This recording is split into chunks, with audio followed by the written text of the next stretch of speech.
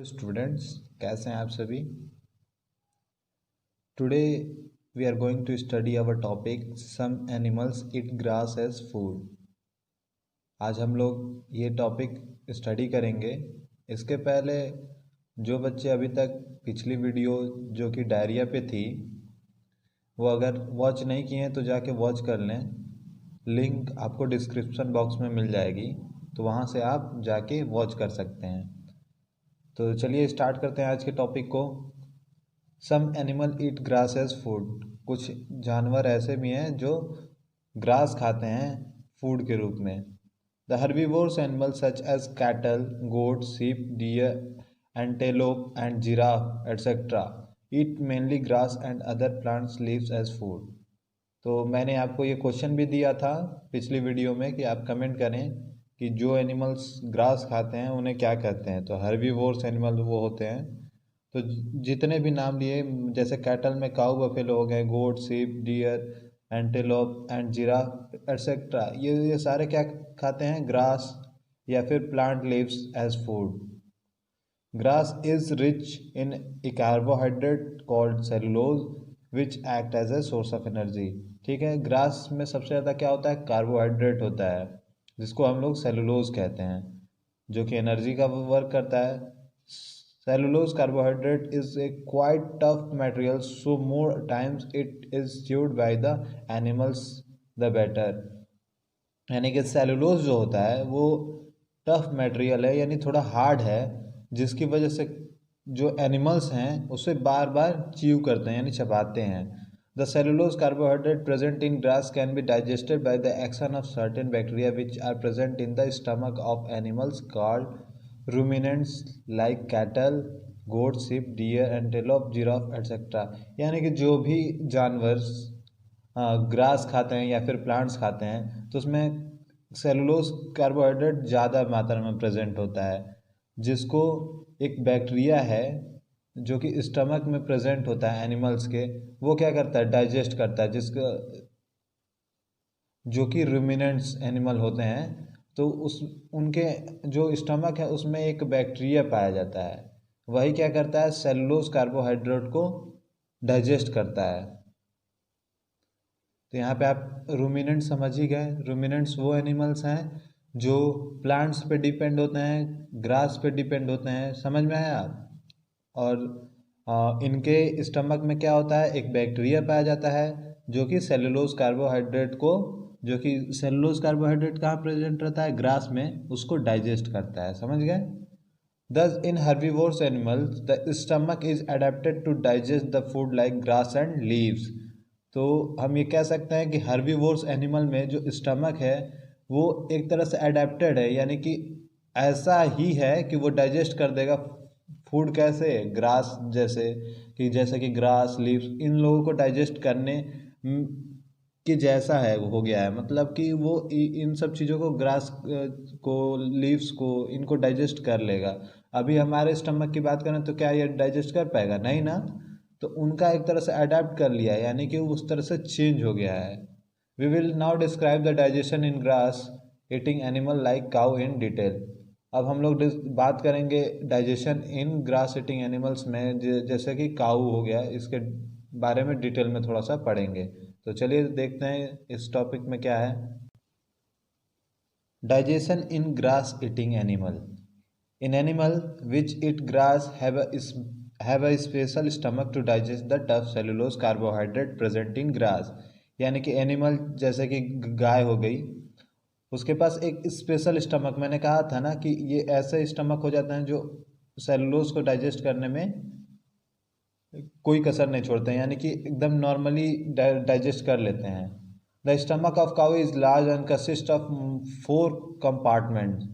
ये याद रखिएगा कि जो स्टमक होता है काऊ का, उसके पास कितने कंपार्टमेंट होते हैं? यानी 4 चैम्बर होते हैं, यानी 4। आप ये समझ सकते हैं, ऐसा समझ सकते हैं कि 4 जगह होती हैं एक स्टमक में। The first compartment of cows stomach is the biggest and it is called rumen. जो फर्स्ट कंपार्टमेंट होता है उसी को क्या कहते हैं? रूमेन कहते हैं, और ये सबसे बड़ा है। इस चीज़ को याद रखिए, अंडरलाइन कर लीजिए। जो फर्स्ट कंपार्टमेंट है काउ स्टमक का वो क्या है, सबसे बड़ा है और उसको रुमेन कहते हैं। तो ये क्वेश्चन पूछा जा सकता है।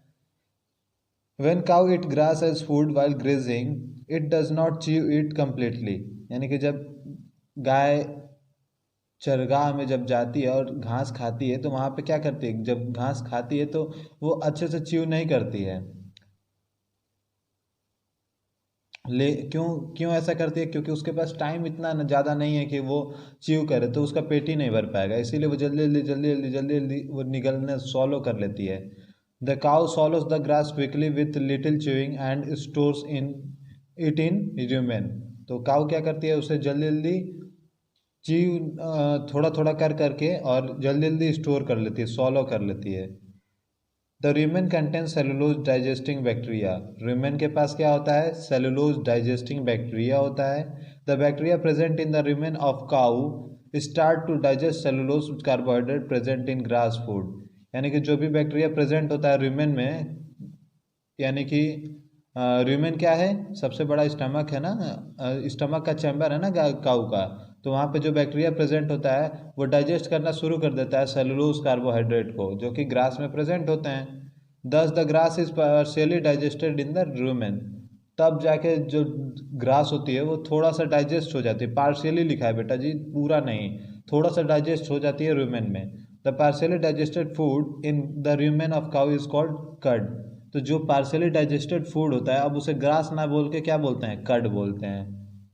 After some time when the cow is resting the cud from rumen is brought back to the mouth of cow is small amount at a time, in small amount at a time, sorry बेटा। देखिए कुछ देर बाद जब काऊ rest करती है यानी आराम करती है, तो जो कर्ड होता है यानी कि थोड़ा सा जो डाइजेस्टेड फूड होता है वो rumen से फिर से माउथ में आता है, यानी कि एक बार वापस माउथ में आता है और थोड़ा थोड़ा करके, एक बार में थोड़ा सा। The cow now chew the cud thoroughly. तब जाके अब काउ क्या करती है, कर्ड को थरोली यानी अच्छे से चबाती है।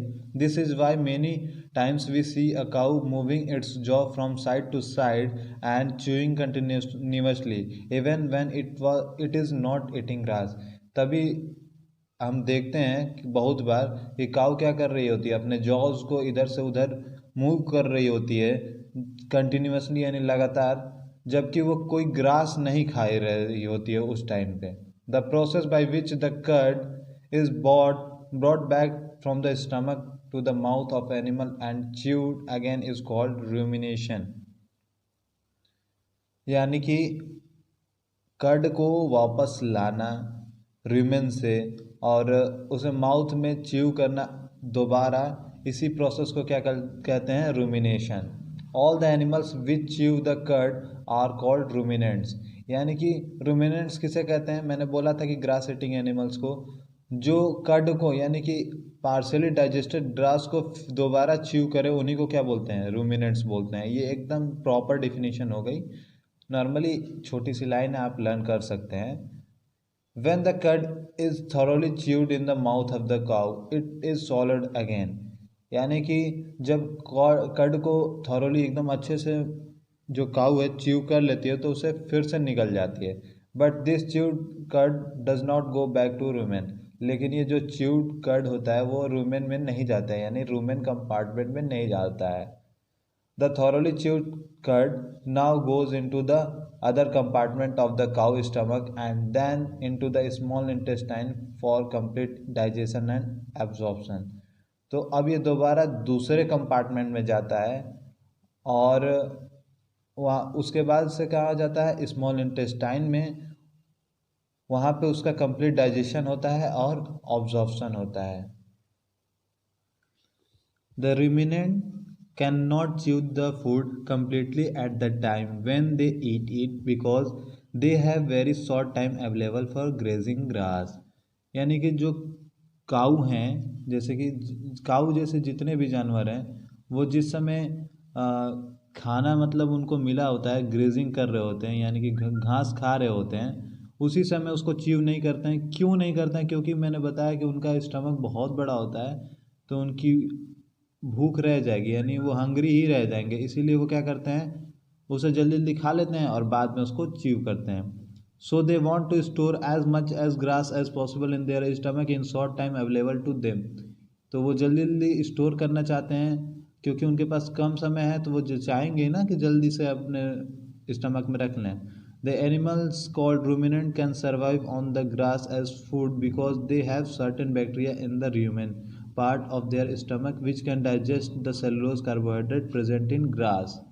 यानी कि अब क्या है इसका मतलब हुआ, जो भी एनिमल जिनको रूमिनेंट कहा जाता है वो सर्वाइव ग्रास पे करते हैं, यानी कि ग्रास पे वो डिपेंडेंट होते हैं एज फूड, क्योंकि यानी कि फूड के रूप में वो किस पे डिपेंडेंट होते हैं, ग्रास पे।